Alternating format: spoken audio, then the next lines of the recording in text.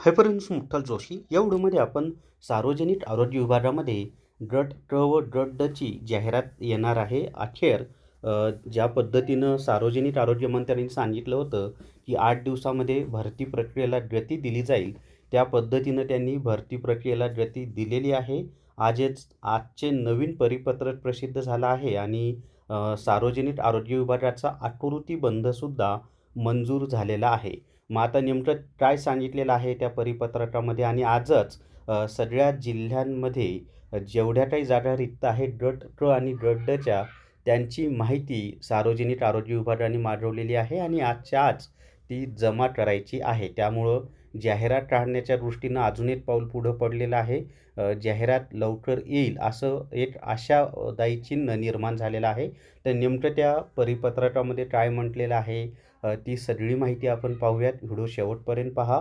या व्हिडिओला सर्वांनी लाईक करा, शेअर करा आणि विठ्ठल जोशी जे आपलं यूट्यूब चॅनल आहे ते सबस्क्राईब करा. जर तुम्हाला सार्वजनिक आरोग्य विभागामधील स्टाफ नर्ससाठी क्वेश्चन बँक घ्यायची असेल तर प्ले स्टोअरवरून विठ्ठल जोशी ॲप डाउनलोड करा आणि स्टाफ नर्स क्वेश्चन बँक विकत घ्या. फक्त 250 रुपयामध्ये तुम्हाला हे दिलेले प्रश्न आहेत. याच्यामध्ये झालेले पेपर पण दिलेले आहेत आणि सरावासाठी भरपूर पेपर, भरपूर प्रश्न या क्वेश्चन बँकमध्ये दिलेले आहेत. आगामी परीक्षेमध्ये निश्चितच तुम्हाला याचा फायदा होणार आहे. तर या ठिकाणी पहा, महाराष्ट्र शासन आरोग्य सेवा आयुक्तालय पुणे कार्यालय आणि आज 7/7/2026 या तारखेचं हे परिपत्रक आहे आणि आरोग्य सेवा तात्काळ, कारण आजच्या आजच ती माहिती त्यांनी मागवलेली आहे. आता त्याच्यामध्ये कुणाला पाठवलेलं आहे तर कार्यकारी प्रमुख सर्व, उपसंचालक आरोग्य सेवा परिमंडळ सर्व, जिल्हा शल्य चिकित्सक सर्व म्हणजे महाराष्ट्रातले सगळ्या, अधीक्षक प्रादेशिक मनोरुग्णालय सर्व. विषय काय आहे तर विषय वाचला की आपल्या लक्षात येईल. पहा, सार्वजनिक आरोग्य विभागाअंतर्गत मंजूर आकृतीबंधानुसार, म्हणजेच आकृतीबंध काय झालेला आहे, मंजूर झालेला आहे. गट क व गट ड, बऱ्याच जणांना वाटत होतं गट ड ची जाहिरात येते की नाही, तर गट ड ची सुद्धा जाहिरात येणार आहे. गट क व गट ड संवर्गातील दिनांक 30 जून 2026 रोजीची सद्यस्थिती कळविणे बाबत.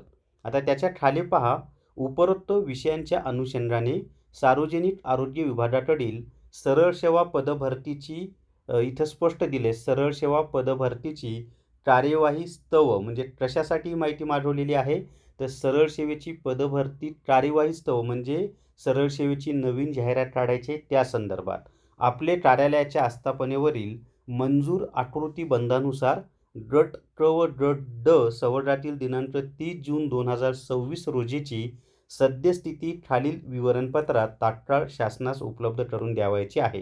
व्हिडिओ शेवटपर्यंत पहा, अजूनही महत्त्वाची माहिती आहे. तर इथं पहा, गट क मंजूर पदं, भरलेली पदं, रिक्त पदं, गट डचंही तसंच आहे आणि खाली एकूण. त्याच्या खाली काय म्हटले ते पहा, तरी जिल्हा जिल्हा हिवताप अधिकारी, जिल्हा सामान्य रुग्णालय व प्रादेशिक मनोरुग्णालय यांनी त्यांच्याकडील वरील तथ्यातील माहिती उपसंचालक आरोग्य सेवा परिमंडळाकडे सादर करावी.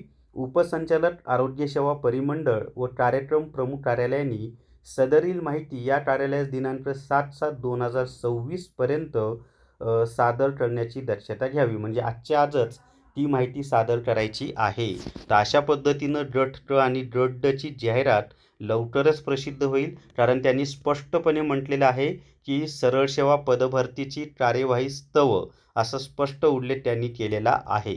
तर पाहूयात आता, लागा तयारी लागा, सार्वजनिक आरोग्य विभागाची जाहिरात लवकरच प्रसिद्ध होईल.